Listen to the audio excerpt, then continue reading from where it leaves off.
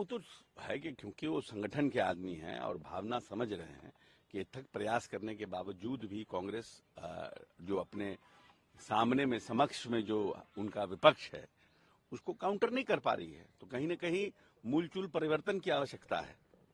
जब हम कांग्रेस प्रेसिडेंट थे तो हमने भी बहुत बार कहा था कि ये जो लोग जो हैं, और राहुल गांधी बार बार कहते थे उस समय भी कि घोड़ा दो तरह का होता है, एक शादी वाला घोड़ा होता है, एक डरबी में दौड़ने वाला घोड़ा होता है। लेकिन दोनों घोड़ा को बैठा दीजिएगा तो समझे में नहीं आएगा कि दूल्हा कौन घोड़ा चढ़ता है, दूल्हा चढ़ने वाला कौन घोड़ा है और डरबी में दौड़ने वाला कौन घोड़ा है। सब वैसे ही साफ साफ कुर्ता पजामा बंडी पहने रहता है, दिल्ली में घूमते रहता है। तो इसको तो चिन्हित करके काम करना ही चाहिए हर एक पॉलिटिकल पार्टी को।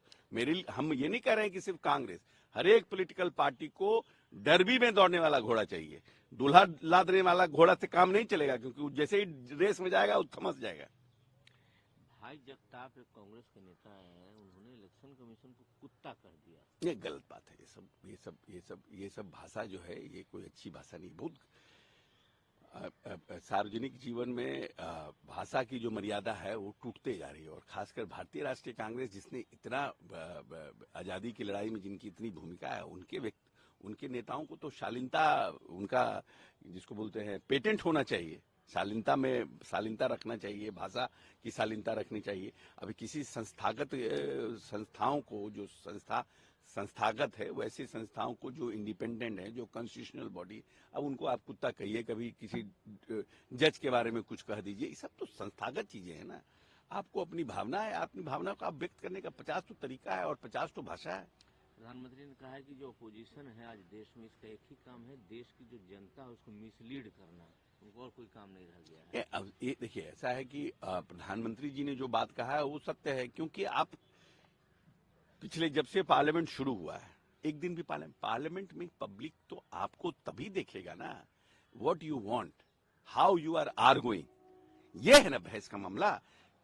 पक्ष और विपक्ष तो तभी देखता है पब्लिक किसी के पक्ष में कैसे आता है, जब आप उस तथ्यों पर बहस कर रहे हैं। पार्लियामेंट खुला हुआ है, आप बहस करके पार्लियामेंट चलने नहीं दे रहे हैं। पार्लियामेंट शुरू करने के लिए, और पार्लियामेंट ऐसा तो है नहीं, सरकार तो अपनी विधायी काम जो है करा लेती है, सब फाइनेंस बिल पास करा लेगी, उसके लिए तो विपक्ष की आवश्यकता भी नहीं है। लेकिन परेशानी क्या है? परेशानी है जो नए मेंबर्स आए हैं, परेशानी है जिनको सीखने का मौका मिलता, जिनको इस बहस को देखने का मौका मिलता। ये पहले आपका पार्लियामेंट देखिए किस तरह से बहस होता था। अटल बिहारी वाजपेयी जी का भाषण सुनिए, इंदिरा जी का भाषण सुनिए, किस तरह के बहस होते थे। लोग तैयारी करके आता था कि बहस में पार्टिसिपेट करना है। अब वो सब चीज खत्म हो रहा है। तो नया generation what they will learn from them. अभी जो पार्लियामेंट है इससे क्या लर्न करेंगे? अशोक चौधरी जी, उत्तर प्रदेश में वाराणसी में कॉलेज है, उदय प्रताप कॉलेज, यूपी वक्फ बोर्ड ने उसको नोटिस दे दिया है कि यहाँ पहले मस्जिद था, मेरी जमीन है। ये 15 साल पुराना कॉलेज। नहीं, ये सब भी हर चीज किसी चीज का अति अच्छा नहीं, किसी चीज का अति अच्छा नहीं। अब वो तो लीगल मैटर है, लेकिन अब इतने साल से जो कॉलेज चल रहा है, हमको नहीं मालूम है कौन है कॉलेज क्या है, लेकिन कॉलेज चल रहा है, कॉलेज एस्टैब्लिश्ड है। अब उसको तो ये सब है ना, इसके चलते ही ना सब समस्याएं हैं। आपको भी लीनियंट होना पड़ेगा, मिनॉरिटी लीडर्स को भी लीनियंट होना पड़ेगा, और जो हमारे हिंदू लाइन पे पॉलिटिक्स करते हैं उनको भी लीनियंट होना पड़ेगा। ये कोहेसिव एटमॉस्फेयर में चलेगा।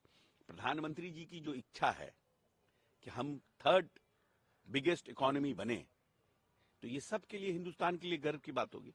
अगर हम थर्ड बिगेस्ट इकोनॉमी बनेंगे तो हमारे यहाँ बेरोजगारी लगभग खत्म हो जाएगी, हमारा cup per capita income 1.5 lakh हो जाएगा, और हमारा जो ग्रोथ रेट है वो कहां चला जाएगा। तो अगर हम उसको पाना चाहते हैं तो इन सब चीजों में फंसना नहीं ना है। शादी अगर बेटी के आप कर रहे हैं और इस शादी में फूफा क्या कर रहे हैं, मामा क्या कर रहे हैं, उसके फेरा में रहिएगा तो आप शादी नहीं बेटी का होगा। आपको बेटी का शादी करना है तो पहले आपको तो हाथ जोड़ के निकाल। तो जो लोग भी हैं जो चाहते हैं हिंदुस्तान को तीसरी बड़ी इकोनॉमी बनाना, उस सबको इन सब चीजों से निकलना पड़ेगा। स्मार्ट मीटर से बाहर कब निकलिएगा आप लोग? अपोजिशन कब निकलेगा स्मार्ट मीटर से बाहर?